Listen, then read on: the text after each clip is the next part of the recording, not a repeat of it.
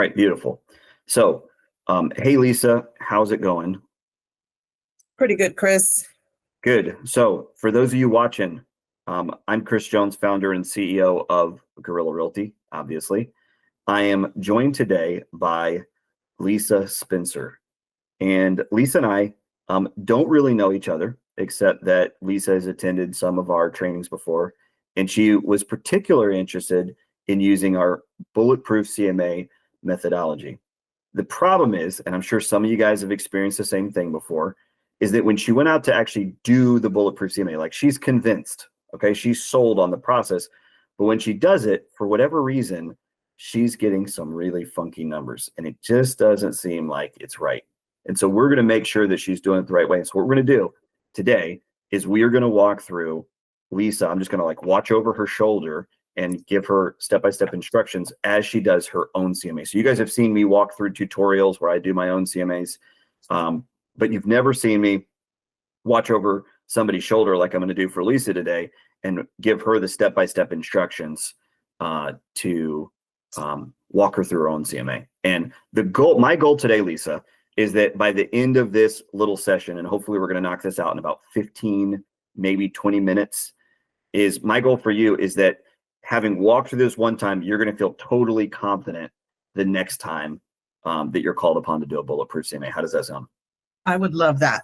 Okay, beautiful. So here's what we're going to do. I want you to go over to your Bulletproof CMA window, and we're just screen recording exactly everything that Lisa's doing. This is raw, unfiltered. We're not going to change anything. And I want you to go all the way back to the home page, and we're going to start a brand new CMA from scratch. All right. So we're just going to like can all of your previous work on this subject property, and we're going to start a new one from scratch. All right, beautiful. So you're going to click create. Perfect. And we're going to type in an address first. And so what is the address of our subject property, Lisa? It's 121 Headwaters. All right. All right, beautiful. And you just let Google kind of autocomplete, make sure we get the right address. And then how many bedrooms and bathrooms is it? It's 3 bedrooms. And the subdivision, I have to just put the city. That's because fine. there isn't enough. It's a small city. Small town, sure. And then the square footage? Well, so that's my first question. Is it the square footage inside the home or on the lot? This is like heated square footage, so inside the home. Okay, so I'm gonna put, I think it's 14, it's 13 something, but I'm gonna put 1400. Okay, that's fine. It'll be close enough. We're just gonna create a range from this number. Okay. All right, so hit next. And then you can just pause there. So remember, folks, if you're watching this video, it means that you're probably already familiar with the general concept of the Bulletproof CMA, even if you've never done one yourself. So just to refresh your memory, the Bulletproof CMA is based on an average of 3 different valuation techniques, each of which are incredibly accurate in their own right. So there's 3 methods that we're going to use. Those 3 techniques that we're going to use to value the property are going to be the adjusted baseline method, number 1, the active comps method, number 2, and then the closed comps method, number 3. Now, active comps, closed comps, that sounds like what you already do, but we're going to do it with a little twist. So just, stick with us here. But we're going to do each one of these valuation techniques separately as if they were the only valuation technique that we were going to use. And then the Bulletproof CMA software is actually going to average them together at the end of the process. And from that, build a airtight, reasonable range of value for this property, a low end, an average, and a high end. And so that's what our goal is today. Are you ready to go, Lisa? Yes, sir. All right, beautiful. So the adjusted baseline method is really simple. If you're reading the instructions at the top of the page, it says enter your baseline value, the date of that valuation, and then average appreciation. And this valuation model will automatically add the appropriate amount of appreciation and yield an appreciation adjusted baseline. So in non-math terms, or in non-math nerd terms, what this means is that we're going to establish a baseline value for this property at some point in the past, and then we're going to add accurate appreciation to it. All right. So you know, Lisa, because you've taken this training before, that there's 3 different baseline values that you can use. Do you remember what they are? Yes, you can use the last time it was appraised. Yep. You can use what the MLS, the tax, the county tax assessor, Yep. or when it was purchased. Yeah, the last sale price. Right. So tell me about this property. Is this a listing that you've already taken? Is it a listing that you might be taking, or what's the deal with it? So I took the listing. It is a purchase that I helped them in 2021. Oh, beautiful. And they're ready to, it's a multi-generational family now, so they're buying up. Cool. And they want to sell and buy at the same time. Cool. And so I went through this whole process, but I didn't use the valuation. That's okay. So Okay. we're gonna get you today. We're gonna get you a valuation that you can feel incredibly confident with, and that you can actually use to either guide any future negotiations once you get an offer on this property, or if you have to do any price adjustments, you can use this to do the price adjustments, or maybe you just let this thing, let this thing go, go ahead and sell it, the way you've already got it priced. But for your next listing, you'll feel incredibly confident to be able to go into the Bulletproof CMA and get a reasonable range of value that you feel really confident, because confidence is really the name of the game here. Agreed? Yes, absolutely. All right, beautiful. So generally, Lisa, that we recommend that you use whichever of those baseline values is most recent. So I'm assuming that, you said it sold in 2021. So it was probably also appraised at that time. I'm sure that it was appraised really close to the sale price. Am I right? Yes. Is there a tax assessment that's even more recent than either of those numbers? Actually, I didn't look at it. I just went with this because it was only 4 years ago. So Okay. I just put in what they bought it for and the date they bought it. Okay.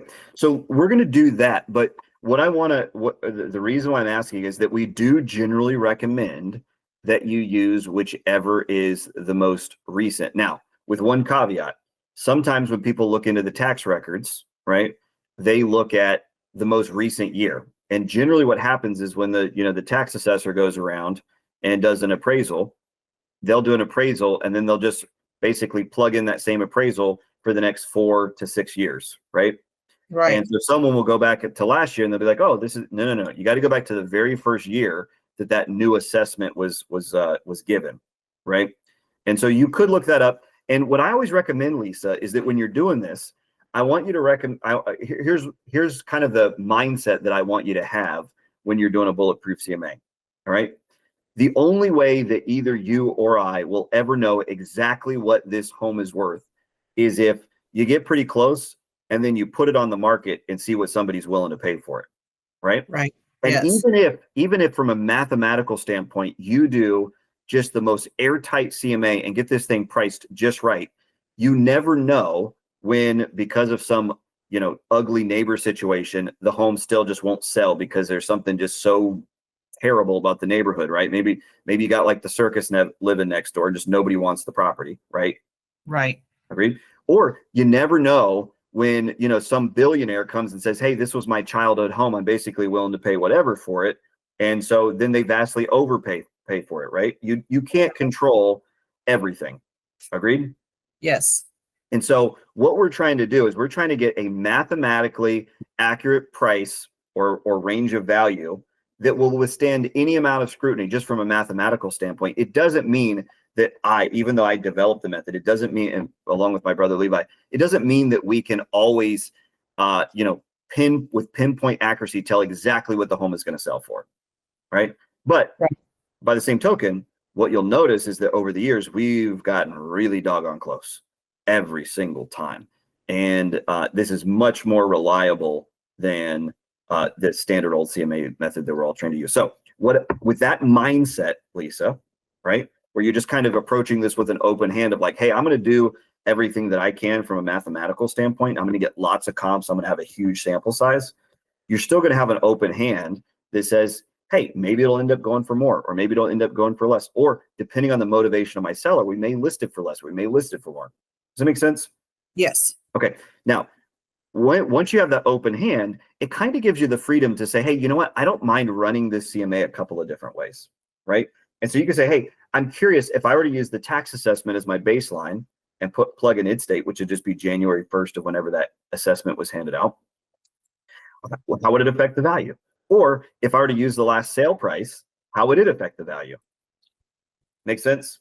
Yes. Okay. And so for the purposes of today, we're going to use the last sale price, but I want you to feel the freedom to like go back later after the fact, after we're no longer on video, and just run through as if the tax assessment was the baseline value and see if it affects things, right? It may not, it may end up coming back with almost identical range of value, but who knows, it may actually affect things. So what was the sale price when you sold this house to him or you helped him buy it?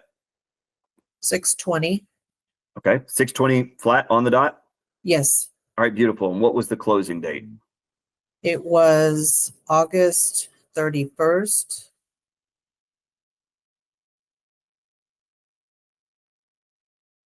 Oops.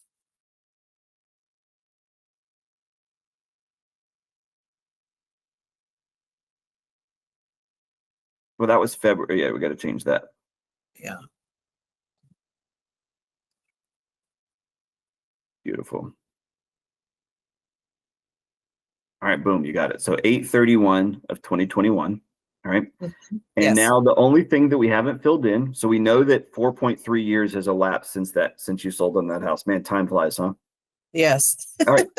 So now we're gonna calculate very, very accurate property appreciation. And so I just scroll down and pause there for just a minute because this is for other people's benefit. I know you know what you're doing, Lisa. Okay. So Yeah. what we're doing is the easiest way to calculate accurate appreciation is to use the reverse compounding appreciation formula that we have plugged here into the software.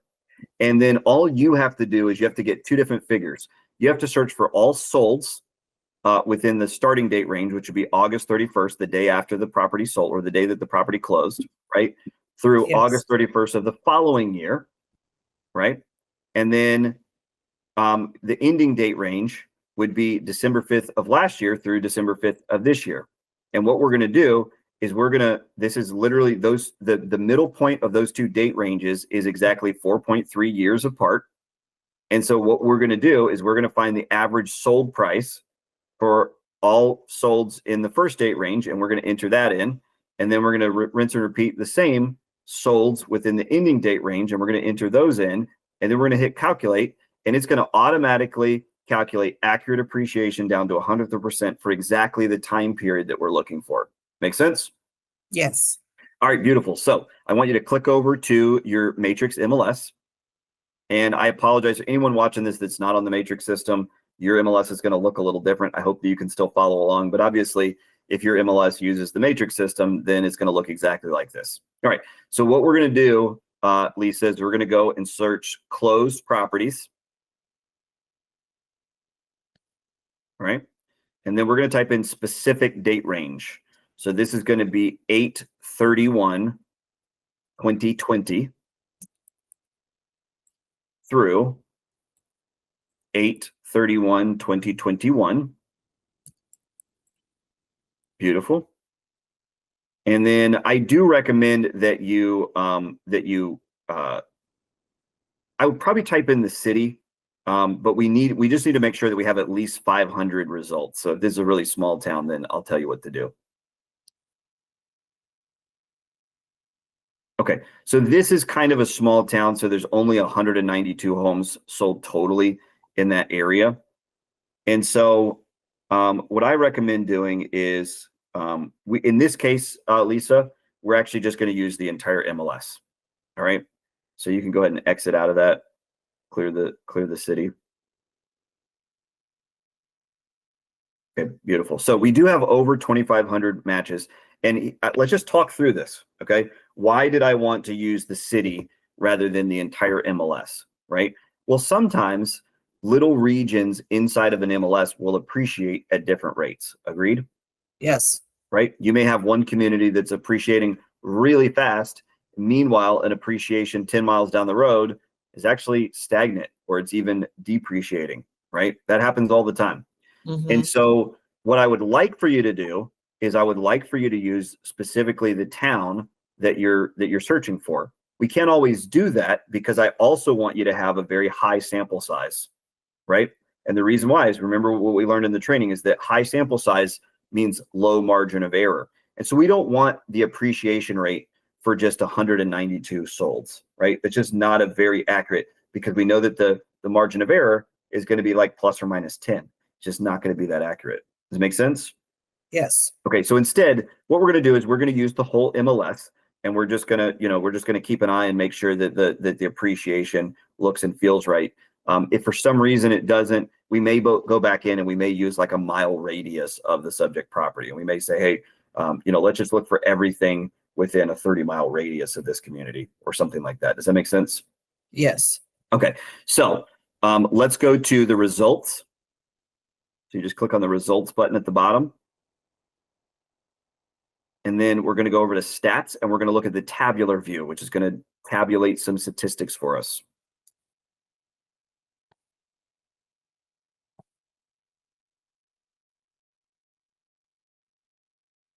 Beautiful. There you go. All right. So what we're looking for is we're looking for the average close price, not the median, the average.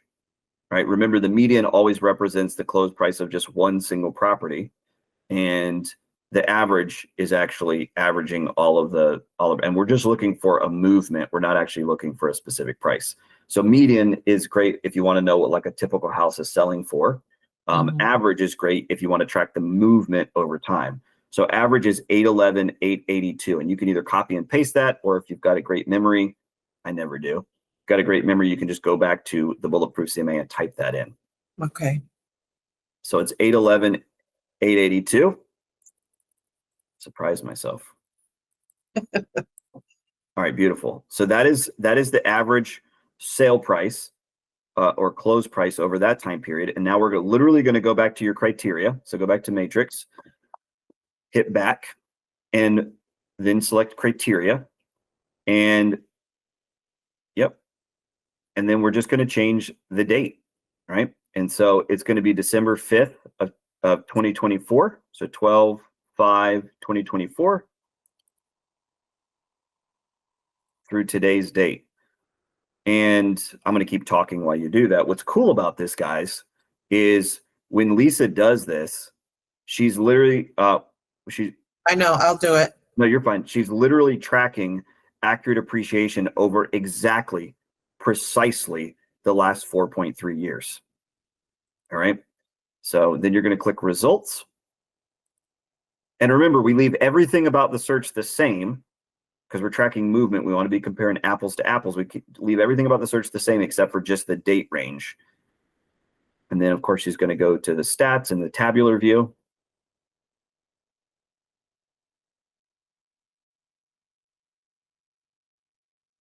And the average sale price has now ballooned to a beautiful 1.04 million. Love it. I'm sure that didn't hurt your feelings, Lisa. Right, and you can either copy and paste, or if you can remember it, we're going to take that over to the Bulletproof CMA and type that in.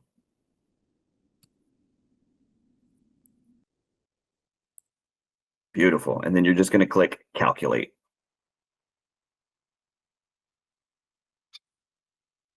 Right. How interesting that down to 100%, this is not like a rounding error, your average appreciation over the last 4.3 years has been exactly 6% annually. How cool is that? Wow. Yeah. Okay. So now we've taken our baseline value, what your clients paid for the property back in 2021, $620,000, and we've added 4.3 years of accurate appreciation at 6% appreciation, and that means your adjusted baseline is 794,982. Okay. Here's what's cool. No other CMA process on earth actually uses this methodology, but this is a very, very valuable technique. In fact, if you wanted to know, I would never use this to actually price a property all by itself. But if you wanted to know ballpark roughly what the house is going to sell for, this is probably the one single technique that I would use above any other technique. If I just wanted to know ballpark range of value, this is the one that I would use. All right. Because we know what this marketplace is appreciating at 6% over exactly this time period. And then we just used a big complex mathematical formula to compound that interest over 4.3 years. And boom, it's 794,982. All right. Now we're going to click next. Are you ready, Lisa? Yes. All right. Beautiful. All right. So the next methodology is the active comps method. And this is where people usually go off the rails. All right. Because we do it differently from what everyone else does. We want a very high sample size for our active comps. And so usually we're trained to search for like anywhere from 2 to 5 active comps. Right, Lisa? Right. And I want you to find a minimum of 12, but really as many as we can get. And so what we're going to do is we're going to use the MLS search criteria to the right to find the average list price for a minimum of 12 active comps. And then we're going to enter the average list price and the number of comps. And I have a feeling I know why you're going off the rails here. All right. Because remember, one of the challenges we've already faced is that Templeton is a very small community. Isn't that right? Yes. Yes. I mean, over an entire year, one of the hottest real estate markets, one of the fastest moving, highest turnover real estate markets in history in 2021, only 192 properties moved. Right? So yes. It's pretty small. We can all agree that's a pretty small community. In fact, do you know like how many total homes are in that area? Do you happen to know off the top of your head? No, but I know that there's like the population is less than 10,000 people. That's what I was going to guess. I was going to say this is like less than 10,000 people. So this is a really, really, really small community. So we're going to face that challenge, but don't worry, we're going to get through it together. Okay, Lisa? Yes. All right. So what we're going to do is we're going to search for all 3-bedroom, 2 bathrooms within that square footage range that was given in the Bulletproof CMA in Templeton. And we're going to start our search there, and we're going to look for actives.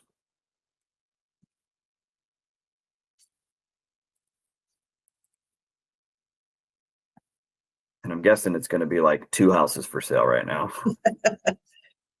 So for bedrooms, do I just do 3+? Do I do 3 period? Because if I put 3, so let's just start with the most basic search criteria, and then I'm going to show you how to widen the net if it becomes necessary. Okay. Okay. Now with baths, let's do let's say that we're going to do 1.5 plus. No, you know what? Let's just start straight, and then again, I'm going to stick to my guns here. Let's start straight. It may be like 0 active listings, and then we'll go from there, right? Because this will be really instructive to other people who are struggling with the same thing. Okay. Okay, so square footage is down a little bit, I think. Square footage in the home is area. Okay, there you go. 1485. Yeah, but we should be able to do a range. So right. So let's do, what's the range? It's like 13 something to 15 something. Oh, on the, let's see.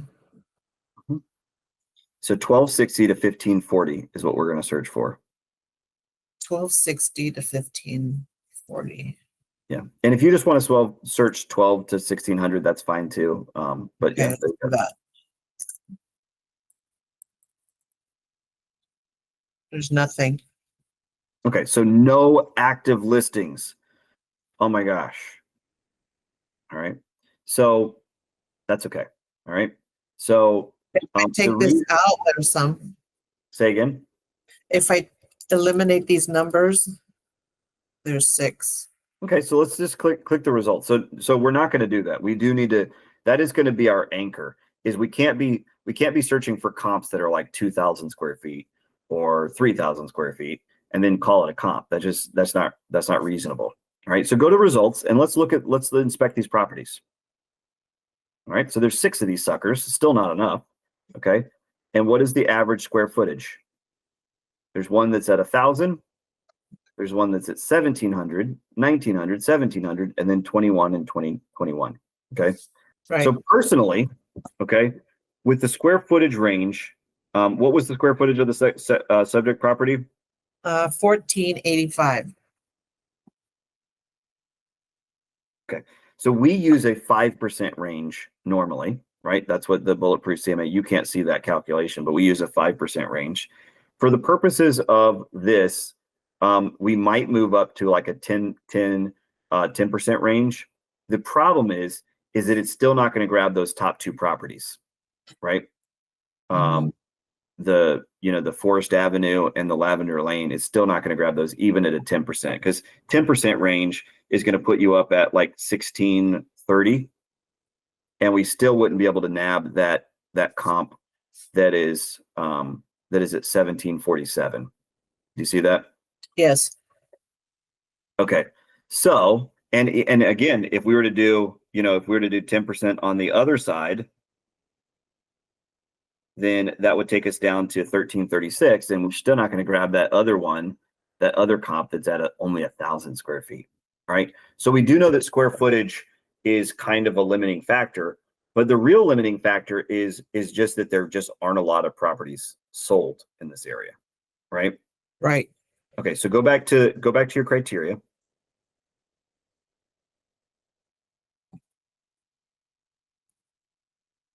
Okay. And let's look at the total number of actives if you were to take out bedrooms and bathrooms and we just had no search criteria whatsoever.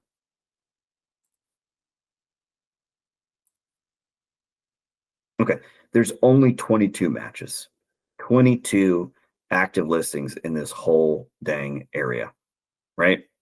Yes. Okay, can we agree that that's a major limiting factor? Yes. Okay, so here's what we're going to do. I'm going to need you to put your expert cap on, Lisa. Okay, and we're going to start to widen the net very strategically and tactically, like surgically, to make sure that we're still getting good comps. Okay, so we are going to go ahead and increase the living area, the square footage, to 10% range. And I hereby deputize anybody that's watching this video that needs to use that technique. That's fine. Okay, so 1485 minus 149 is the low range is going to be 1336. Okay. And the high range,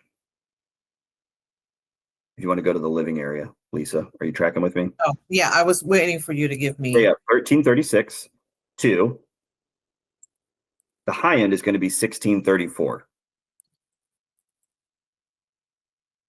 Okay. So, and you know what? Just to cast the net, a wider net, we're actually going to do 1300 flat to 1700. Okay. Just to give us the absolute best probability of finding a lot of comps. And the truth is, okay, if you're just putting your expert cap on, can we all agree that someone who's looking for a 1300 square foot house would also be perfectly happy living in a 1700 square foot house and vice versa? Agreed? Yes. Yes. Okay. That is in the same range, but you really, there's nothing mathematical about that. It's somewhat arbitrary, but you just have to know that as a realtor. Okay. Now, right. As far as bedrooms and bathrooms go, okay, here's how we're going to strategically increase the net. Okay.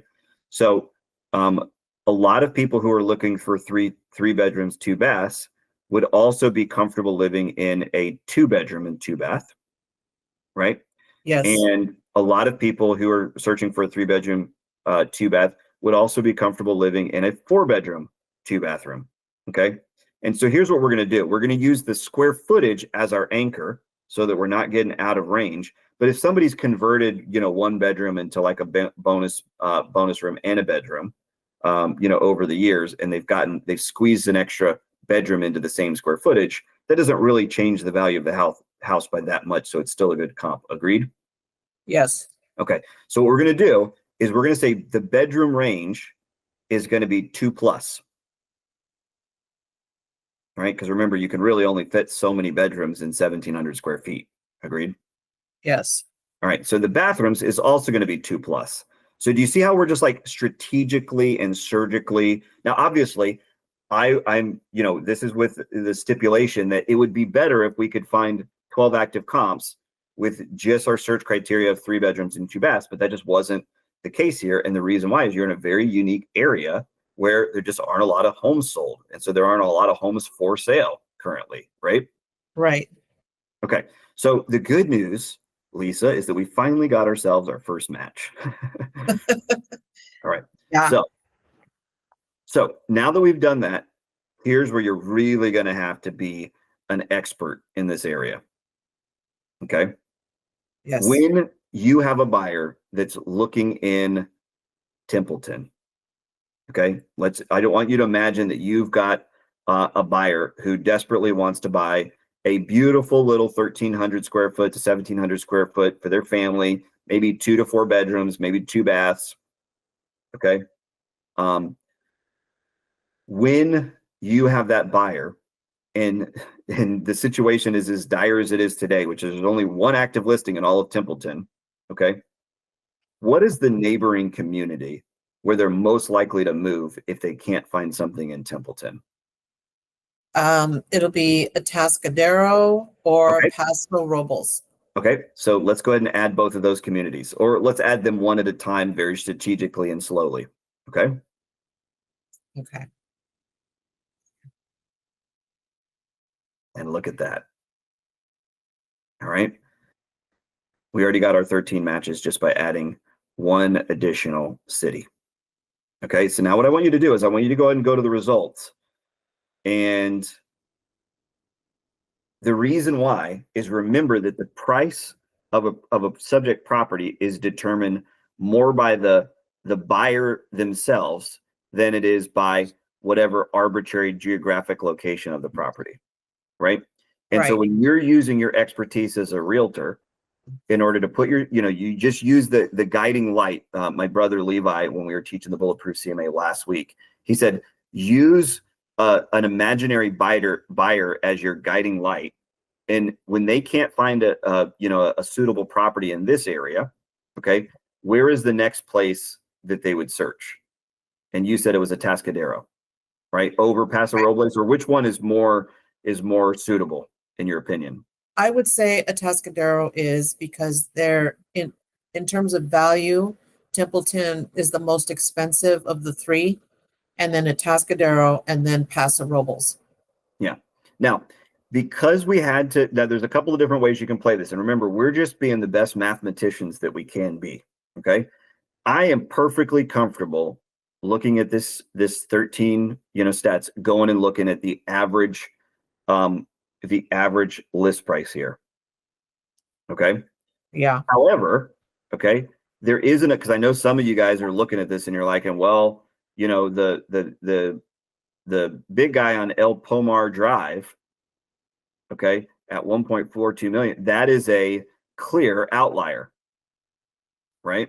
Yes. And that may be the case, right? Maybe. I don't know. Okay. I don't know what's driving up the price so high. It's, it was built in 1925. It's the oldest property out of the whole bunch. No, it's the second oldest property. Okay.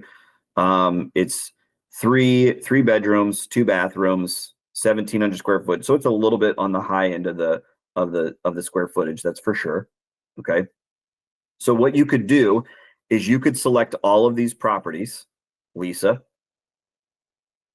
and then you could unselect the first and the last. Okay. The problem is that now you're going to be under the recommendation of the Bulletproof CMA software. Now you've only got 11.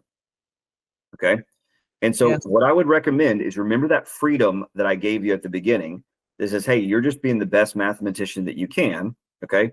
And so feel free to run this scenario a couple of different ways, not in a manipulative way where you're trying to, arrive at some, pre-decided conclusion. You want the house to be worth X, or you want it to be worth Y, but rather just as like somebody who's seeking, hey, what would the property be worth if I were to include this property as a comp? I'm just curious, right? And so you really want to go in like with a questioning mindset rather than a determined mindset of like, I want it to be worth X.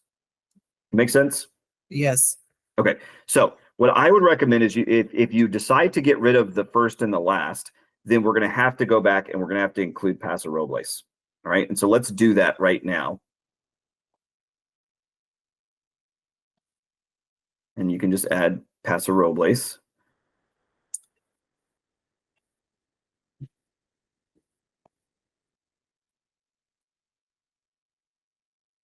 Beautiful. And now we've got 42 matches.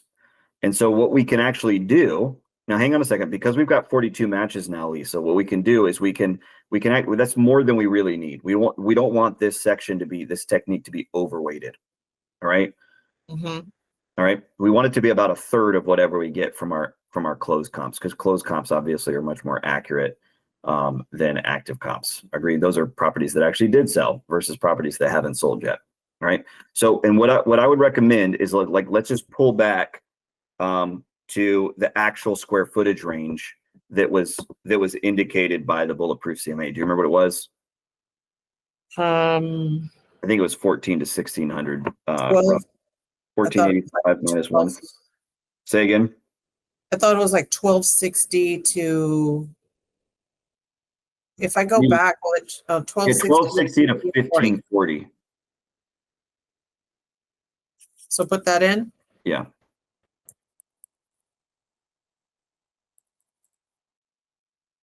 Okay, and we still got enough. And so what I want to, and we actually have more than we need. So what I would recommend is let's go back to 3+ bedrooms so that we're getting more accurate comps. And we still got 21. And so let's click on the results.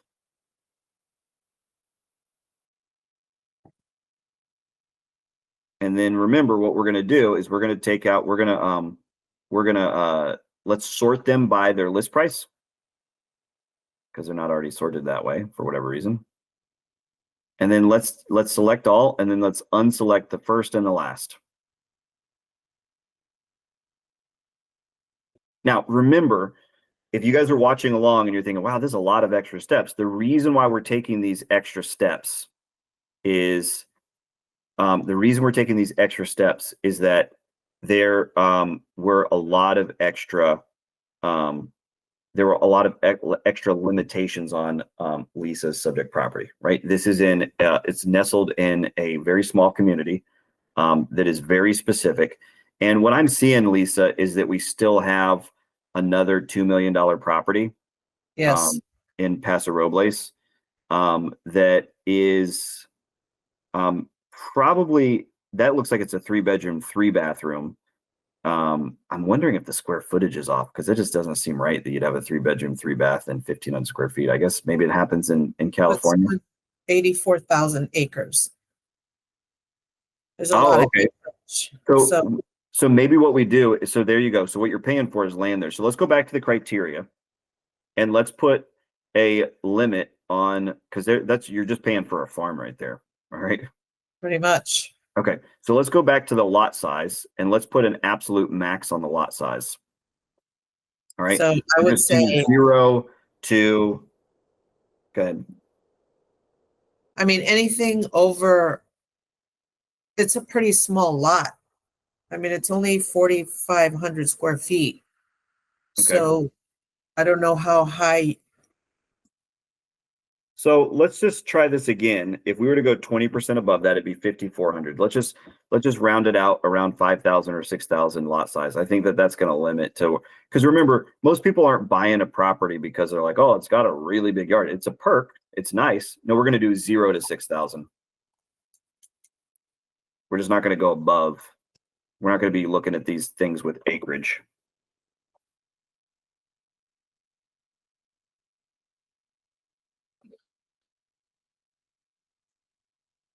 Right. And wow, that is a really small lot size now that I'm thinking about it. So let's do this.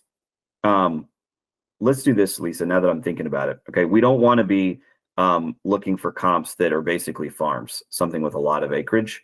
But right. If the property had, a 1/2 acre or 3/4 of an acre or something like that, it would still be an accurate comp, even though it's a much bigger lot and it's going to have a bigger yard than the subject property. Agreed? Yes. Okay, so let's actually open this up a little bit. We just want to eliminate the farms, okay? And so, we all know that an acre is like just over 40,000 square feet, right? Yeah, 43,560. Okay, there you go. So let's just put 0 to 40,000, or if you want to do the exact, 43,560. Then we'll just put 1 acre as kind of our anchor at the top end. And look, we still have enough matches. So now let's go to the results and see what they look like. All right, and remember, guys, you don't have to do this on every Bulletproof CMA. The reason why Lisa's having to go to all these extra links is that she just has some real severe limitations on this property. All right. And so now what we're going to do is we're going to select all, and we're going to remove the first and last, which honestly, I don't think is necessary. But if you just want to be like the ultimate mathematician, Lisa, you can do that in this particular scenario. And then we're going to go to the stats in the tabular view based on the remaining selected.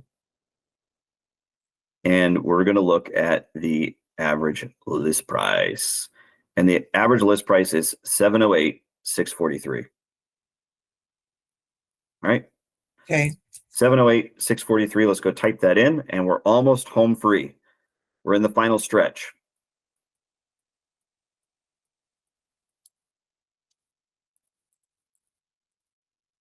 And how many total comps did we have? 14. Beautiful. That's right, the exact number that we need. It's actually a little high. All right, so then we're going to click next. And we're going to move to the final segment, the closed comparable method. So you're going to use the same MLS search criteria. So we're not going to change a thing, but we're going to go, instead of looking for actives, we're going to look for solds. All right. Yes. And those extra communities that we added in, we want to be comparing apples to apples, actives versus solds. And so we're going to leave them in there. Okay.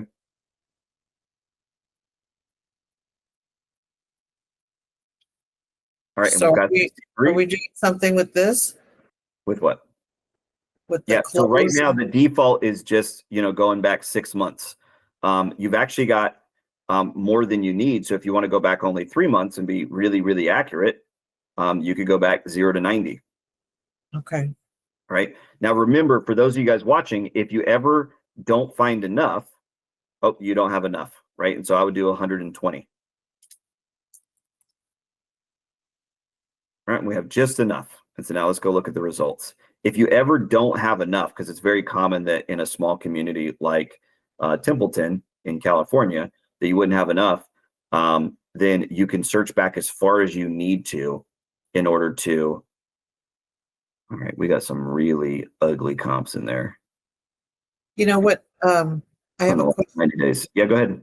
So one thing I always do when I start is I check the single family residence if it is one, because if not, I get manufactured homes, I get condos. Does that not factor in? And it absolutely does factor in, and I completely passed over it because I have almost no condos or multifamily units in Fayetteville, North Carolina. And so I always check it, but I never even think about it. So that absolutely does affect, and I'm glad you brought that up because that should have been selected first before we did anything else. You always want to be, there's just no, there's no competition between condos and single family residences. There's none. There's no competition between apartments and standalone homes. None. And so they cannot be used as comps for one another. Not ever. And so, yeah, if your subject property is a single family residence, that's the first thing that you should check. And that probably needs to be added to every Bulletproof CMA tutorial that we do. Okay. So since we didn't do that from the beginning. Yeah, we'll go back and we'll redo it. Okay.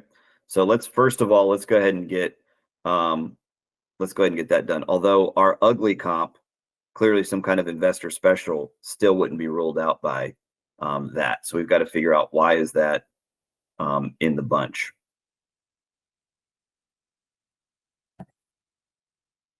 Which one? That one that went for 240,000 sometime in the last 90 days. Partridge Lane. I think that's a mobile home.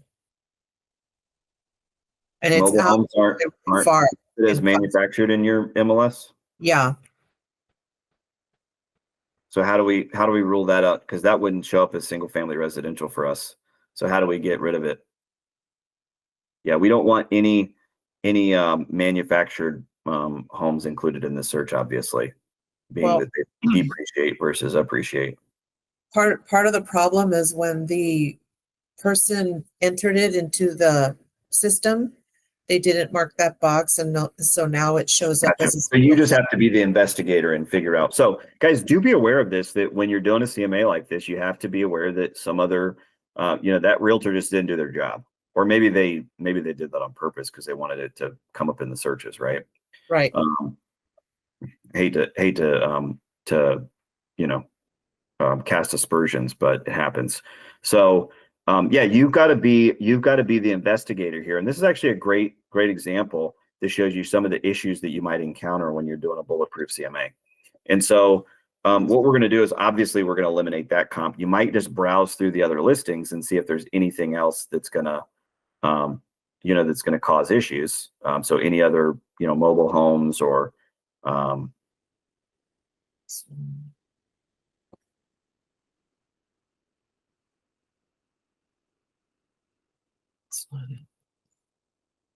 yeah.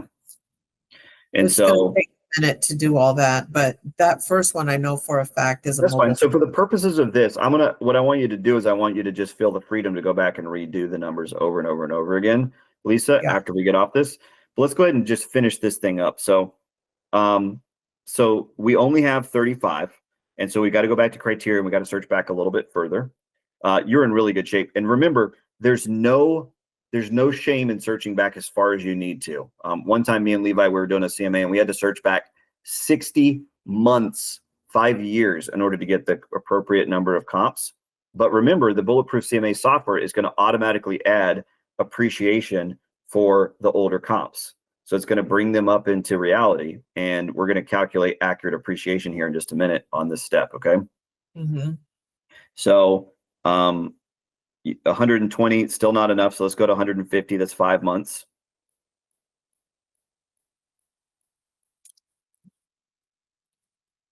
And there you go. Okay, so now let's go back to the results. And obviously you're going to clean these results up later. There may be 1 or 2 more comps that you need to get out of there, but let's go ahead and remove Partridge Lane. So select all and then remove Partridge Lane. And then let's go to stats and tabular view.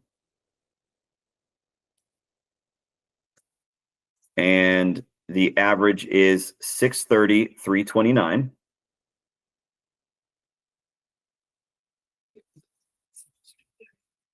Wait, that's not all of them. Let's see. Should be, oh, because you didn't select all of them. You selected, there you go. I was going to say, that looks a little low, but it's because you didn't get the higher end properties. Right. There you go. So Okay. 716, 245. And that was 44.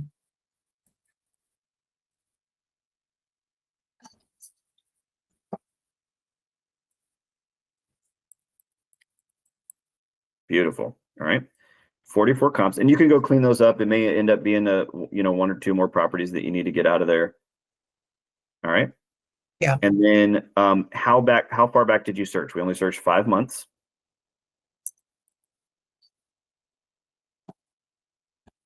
Beautiful. And now this is going to set up our appreciation calculator. All right. Because we want to calculate appreciation over 5 months so that we can get really, really doggone accurate with this. All right.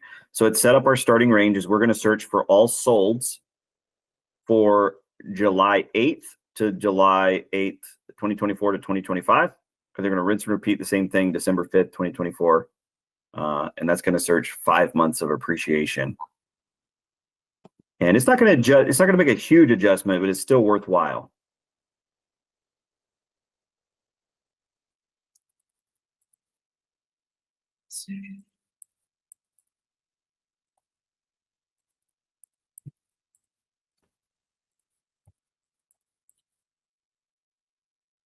Oh, wait a minute.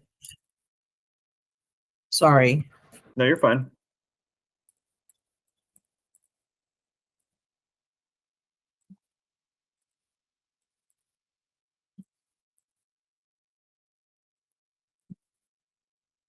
And just leave everything else like that? No, what we're going to do is we're going to kill the all the home specifics, so 3 bedrooms, 2 bathrooms, and living area. We're going to kill all that and lot size for that matter. Now, if you could leave all these intact and they still had over 500 solds, fantastic. But this just isn't a big enough sample size. And so what we're going to do is we're going to kill all that, but we're going to leave our regions, our little towns. Okay, perfect. So now we're at 762. And remember, the exact price doesn't matter. Just the only thing that matters is the movement, right, Lisa? Yeah. Okay, so click results. and then stats tabular.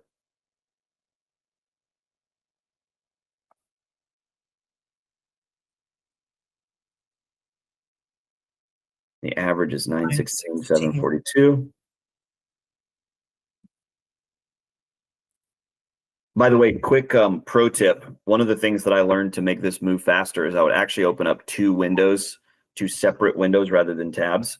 And I would actually shrink them down so that I've got on my left, I've got the Bulletproof CMA, and on the right, I've got my, and it speeds things up a little bit. But you know what else is going to speed things up the most, Lisa, is just reps. So the more you do this and the more expertise that you have in this methodology, you're going to build your confidence. And the more confident you are, the faster it's going to move. All right. So now we're just going to hit the criteria, and we're going to go back and just change the date, December 5th.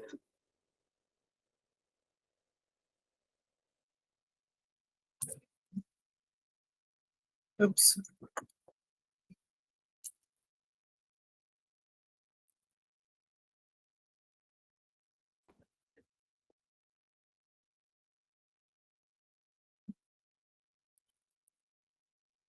Is that right? Beautiful. Now let's hit the results.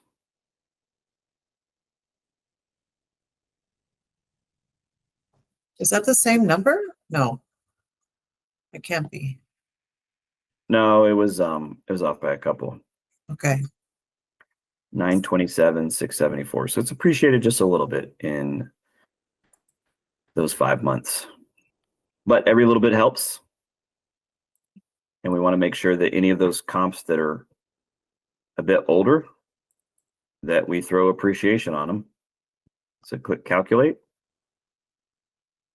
And your annual appreciation rate based on the past 5 months is 289. So not huge, but it'll make a small adjustment. And so off camera, you're going to go back and you're going to redo the active comp section, but with single family residential only. And I'm so glad you brought that up, because we are going to add that to our tutorials. It's something that we do like so automatically and mechanically here in Fayetteville, North Carolina, where we just don't really have a condo market. That sometimes people in Florida or California, they struggle because there's so many condos in the MLS that match the other search criteria. All right. So click next. And So we're going to 754 here. Say again. Do I put the number of comps that was here for that number? No. Remember, that was a totally separate search. That was just so we could calculate our, right. our appreciation rate. Okay. Now click next, and you're all set. And this is your reasonable range of value. Now, out of curiosity, what did you end up listing the property at, Lisa? 799,900. Okay. How long has it been on the market? It's not yet. We're waiting for them to locate a replacement.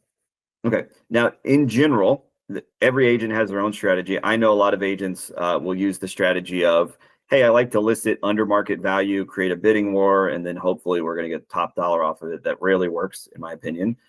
Do you typically list at the high end of the range of value, or in the middle, or at the low end? I give them the option. I give them the range, and I explain the low and the high. And so I let them decide. Okay. Now I have a feeling, and I would like to know, maybe we just do it while we're still on camera. I have a feeling that this will be adjusted once you take out the non-single family residential out of our active comp search.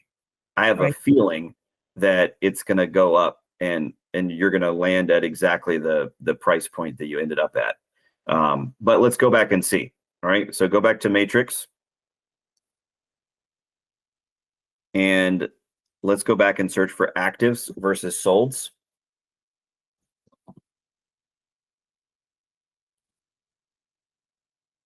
And we were searching for 3+ bedrooms and 2+ bathrooms.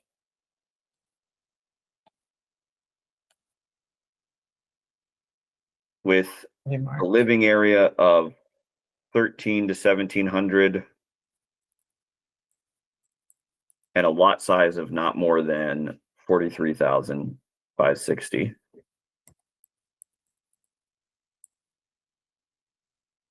Well, yeah, should be 0 to 40, right? It's the same. It's 43 60. Okay, I'm not familiar with the code. Yeah. Okay, cool. There's All right. So 19. we have, and then you click single family residence. Okay, beautiful. And I think that did the trick. So let's hit the tabular. And generally speaking, list the active comps is going to be kind of like your highest section, your highest valuation, typically. So 768. Let's go back to the Bulletproof CMA and see if that changes. I don't even remember what we entered as the average.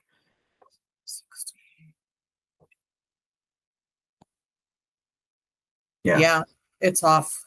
Makes a big difference. And so that was my mistake. I didn't even catch that you were searching for.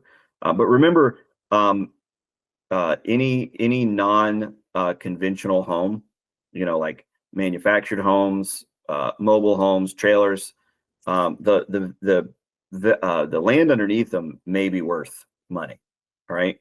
But those things, like the actual structures themselves, and I'm not throwing shade, but they go down in value over time, right? Right. And so they are not a comparable just because of that fact, right? So now you can, once you update that, it should be 768 something, I think.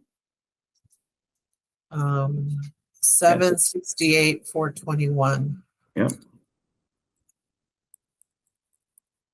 And then the number of comps was different too. I think it was 19. Yeah. We found versus 14. And then we're going to click next.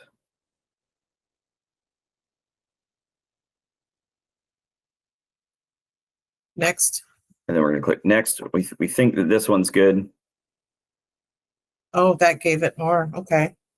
Yep. And so I think that you're listed towards the high end, but I think it could probably bring a little more based on the Bulletproof CMA. I think it'll end up selling somewhere between or its reasonable value is somewhere between 729 and 806, 807. And so I think that you're probably right there. But how do you feel about this process? Good. I was just not going at such a big range. I am so stuck on like for like, and in our county, it's not like for like. There's so many properties with acreage and this and that, and yeah, there's so many different things. And so what you have to do, and this is just like a key takeaway, is that you want to use the imaginary buyer as your guiding light, right? And right. so, if somebody was looking at your subject property and for whatever reason they couldn't get it, right? Maybe it sold first, or maybe maybe they, I don't know, whatever reason they couldn't get that, what would they get instead? And those are your real comparables. Okay. Even if, have you ever worked with a buyer, Lisa, and they were looking at, and they were really serious about a property that was 800,000, but then they ended up settling for a property that was 600,000? Of course. Right. And and this is how it happens more often. Have you ever worked with a property, who thought their budget was about 800,000, but they ended up spending $1 million? Yes. Okay. It happens all the time. Right. And so what we really want is we want a high sample size. We want a big sample size, because the bigger the sample size, the more representative of reality it's going to be, right? The lower your margin of error. And so you're not going to be strained by anomalies or outliers as much as, if you only got 3 comps and one of them's an outlier, that means a third of your data is bad. Do you get that? Right. Yeah. Okay. And so the larger your sample size, the less susceptible you are, the less vulnerable you are to random outliers in the data, right? To random idiosyncrasies. Oh, this property was a really motivated seller, and so they let the property go for less than it should have. Or this property sold to a family member at like a 40% discount. You're less susceptible to little quirks in the marketplace when you're using a really big sample size. Because if we end up with go generate the report. If you go click that button that says save and get the report, it'll show you how many total comps we ended up using.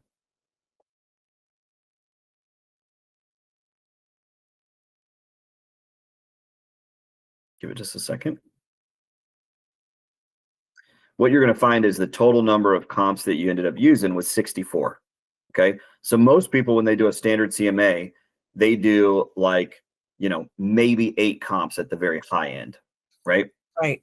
And so if one of those comps is bad, then, that's like 12% of your data is bad, right? But if one of these ends up being bad, it's less than 2% of my data. And so it doesn't have as big of an impact on the final number. Does that make sense, Lisa? Yes. Mm-hmm. All right. So there we go. Any other questions before we break? Yes. Do you have, maybe this is for another time, but is there a short little explanation of how I came up with these numbers for the customer? No, Okay. we don't have that. Maybe we should build like a little cheat sheet for you guys when you're going out to use this in the wild, so that you can explain, it. Here's what I would recommend. First of all, people usually aren't that interested in getting a math lesson. Some people will be, and that's fine. Most people aren't interested in getting a math lesson, but if you find someone is really interested in how you came up with these numbers, you would just tell them what I tell them in the webinar. Listen, most realtors are trained in real estate school, and it's not their fault. I'm not throwing shade, but they're trained in real estate school to go out and find 3 active comps and 3 closed comps. And then they just average those together. And if they don't like the number, then they're supposed to throw 1 or 2 of those data points out, and they're supposed to come up with a new number, right? And that's what realtors are trained to do in real estate school. It's sad, but it's true. All right. But what I do is I follow a methodology that's called the Bulletproof CMA. It is used in all 50 states. It's used by appraisers. It's used, it's used by a lot of like the top math nerd agents out there. And it's a little bit more involved. So, that's one of the reasons why, some agents don't use it. But I find that it gets us a much more accurate range of value on any given property. And so that's what I've done here. And so what it includes is it includes 3 different valuation techniques. So we found the value of your home based on the adjusted baseline method. You don't even have to go into what that is. We found it based on other active comps in your area. But instead of just relying on 2 to 3 active comps, we wanted to find a lot of comps so that this was a really accurate number. And then we also found the value of your home based on other comparable closed properties that have already sold that are kind of like your property, and they're kind of in this area. But we go out and we find a lot of them. So instead of just getting 2 to 3 of them, we get a lot of them. And so we ended up with 64 different data points, and we averaged those 3 different methodologies together to find a reasonable range of value. And so, and the way that I explain it is obviously at the low end, the reason why you've got those little people icon is that, at the low end, you're only going to have to show this to a couple of buyers, and you're going to find, an accepted offer right away, right? At the middle range, you're going to have to show it to an average number of buyers in order to find an accepted offer, right? And at the high end, you are going to have to show it to a lot of people in order to get this price. But I absolutely believe that this is the top dollar that you could get for your house, or pretty close to it. All right.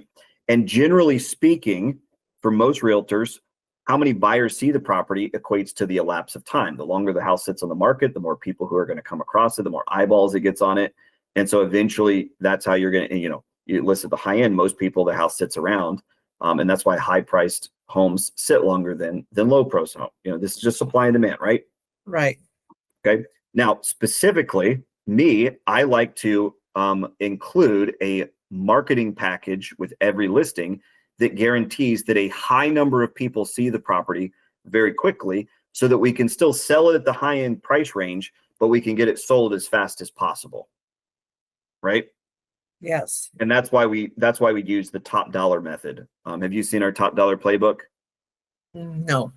Okay. I would highly recommend that. Are you a Pro Tools user, Lisa, or no? No. Okay. I would recommend that you be a Pro Tools user, if for no other reason than it would get you instant access to the top dollar playbook. But if you email me, I'll also send you a copy of one of the webinars that we've done on that technique. But basically, the top dollar playbook is the complete marketing package that we put together for every listing that we take, to guarantee that we get as many showings as possible as quickly as possible. Wow. Okay. Right. And so what we do is we've identified what are the 4 different ways that homes get traffic. And it is essentially the MLS. it is online searches, it is drive-by traffic, and then it's social media. Those are the 4 different ways that that you can get traffic to a home. There's no other way outside of those 4 pillars of traffic that you can really get traffic to a home, not in 2025. All right. And so what we do is we make sure that we maximize our leverage in all 4 of those, those pillars. And so we maximize the exposure on social. We teach a really specific strategy around that. We maximize the exposure in the MLS, specifically with buyer's agents, by installing a bribe, a 4% bribe, full, buyer's agent commission paid. And we advertise it. We advertise it, of course, everywhere except for the MLS, since that's now, non-compliant. And then we also make sure that we maximize our foot traffic by, did you happen to take our recent guerrilla yard signs training? No, I didn't. Okay. I'd highly recommend that you grab a copy of that webinar as well. So email me and I'll give you those 2 webinars, but I would highly recommend that you know how to do that, because now you can list at the high end every single time and you don't have to wonder, hey, is it going to sell? Because you can maximize the traffic very early on. You don't have to wait for it to sit long days on market to get lots of traffic. Okay, awesome. All right. Thanks so much for doing this with me, Lisa. I hope you're feeling a lot more confident. If any other questions arrive, feel free to email me. But we hopefully in the next couple of weeks, we'll publish this on YouTube, and some other agents who maybe struggle with exactly the same issues as you can watch this and learn from it. That would be great. And can I get a copy of it too, Chris? Copy of the YouTube video? Absolutely. That would be great. Oh, the copy of the recording? Yeah, I'll forward it over to you. Okay. Thank you so much. All right. Take care, Lisa. Bye. You too. Bye-bye.